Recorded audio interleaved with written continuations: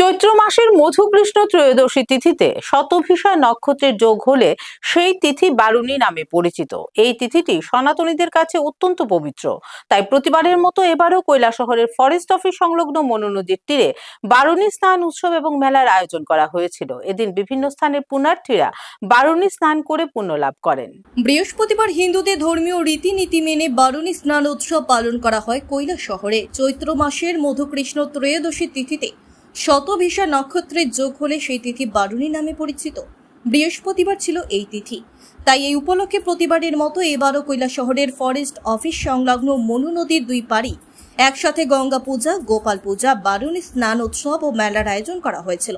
এদিন বিভিন্ন স্থানের পুণ্যার্থীরা তাদের পূর্বপুরুষদের প্রতি পিণ্ড ও জলদান এবং তর্পণ করেন। সেই সাথে বারুণী স্নানের মধ্য দিয়ে নিজেদের মনস্কামনা পূর্ণ করেন।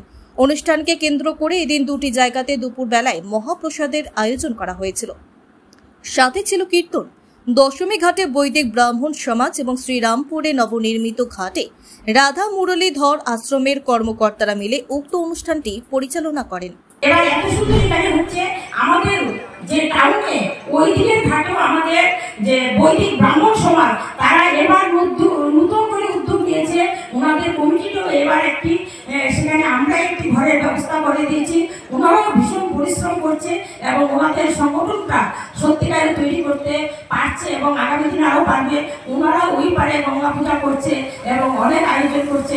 আমি আশা রাখি আপনারা ওদিকেও গিয়ে এই আনন্দ উৎসবকে বর্ধিত করবেন এবং এখানে যারা আছেন আজকে সারাদিন এখানে কীর্তন হবে, এখানে গঙ্গা পূজা হচ্ছে এবং মহাপ্রসাদের আয়োজন করা হয়েছে। আপনারা সবাই আসবেন, এখানে প্রসাদ নেবেন। আমরা অনেক দূরে যাই, যারা আজকে এখানে পিতৃপুরুষের নামে পিণ্ডিদান করছেন তাদেরকেও বলবো যে ওনারা অনেক ভাগ্যবান যে আজকে এই মনু নদীর ঘাটে এই কাজটা